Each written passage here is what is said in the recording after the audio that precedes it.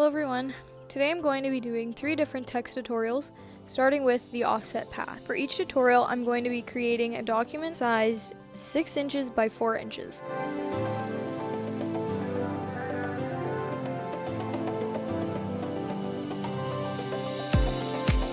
I started off using the pen tool and created my initials.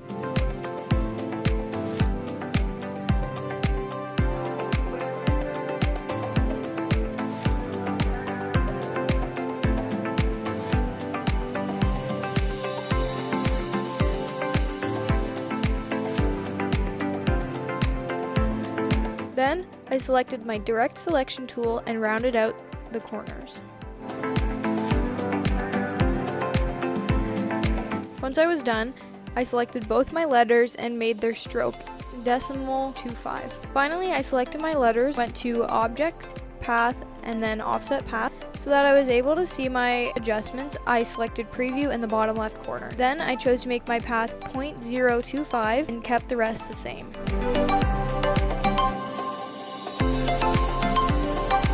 Next, I selected my letters and applied the offset path again and repeated this until I was satisfied. If this occurs when you are creating your text, make sure that your object does not have a fill.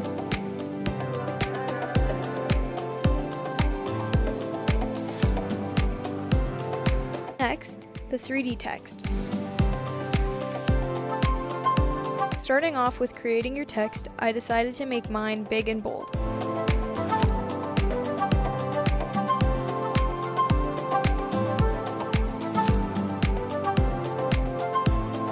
I selected my text and went to Object, Expand, and unselected the fill, then hit OK. Next, I went to Window and opened the Appearance panel.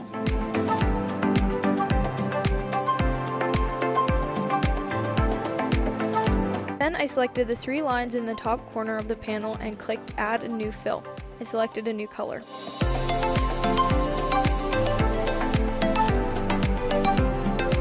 I went to Object and pressed Expand Appearance, and then selected my text and ungrouped it. I then used the direct selection tool and moved my text up 3 and to the left 3. After that, I made sure nothing was selected and went to the color picker and picked a new color. I then took my pen tool and traced the bottom of my letter A.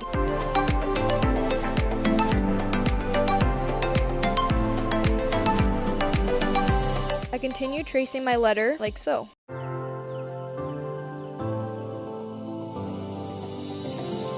For the rounded letters such as D, I selected my background letter and changed it to the desired color. Then I took my pen tool and connected the bottom corners, which gave it the 3D look.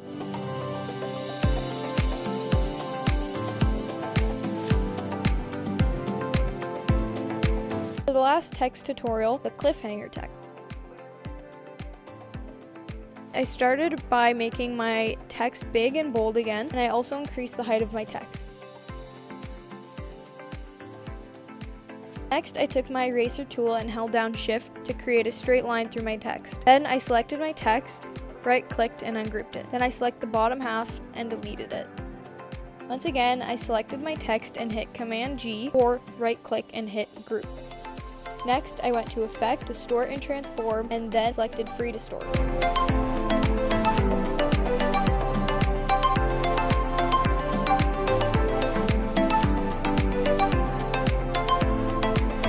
Once I was happy with my effect, I hit OK. To make it easier on myself, I went to Object and hit Expand.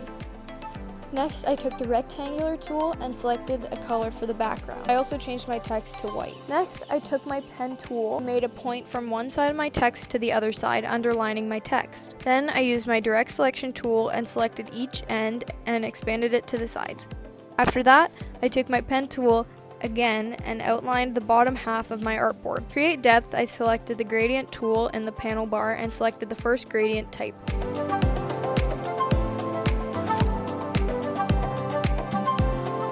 In the video, I changed the angle to 110, however later I found that a better angle was 120. Next, I made both gradients the same color as the original background.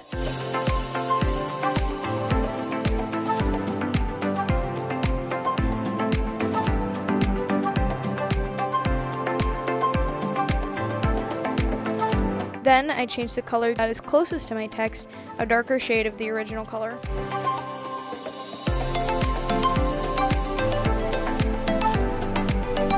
Just to make things easier on myself, I went to View and deselected Snap to Pixel. Then I took my pen tool and selected the corner of my first letter, hit Shift, and drew a line straight to the bottom of my page. I hit Enter to end the line, then I did the same thing with the other corner. I repeated this with all the other letters.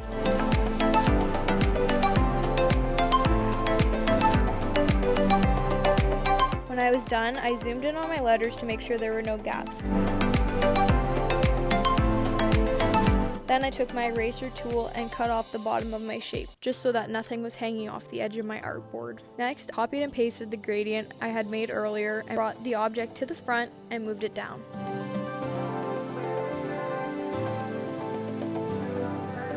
To create a shadow effect, I selected the bottom part of the letter,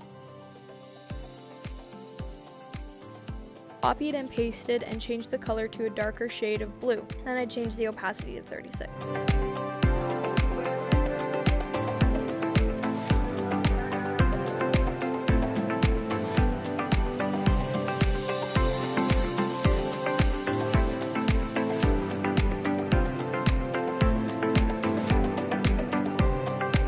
That is it for this tutorial. I hope you enjoyed and learned something new.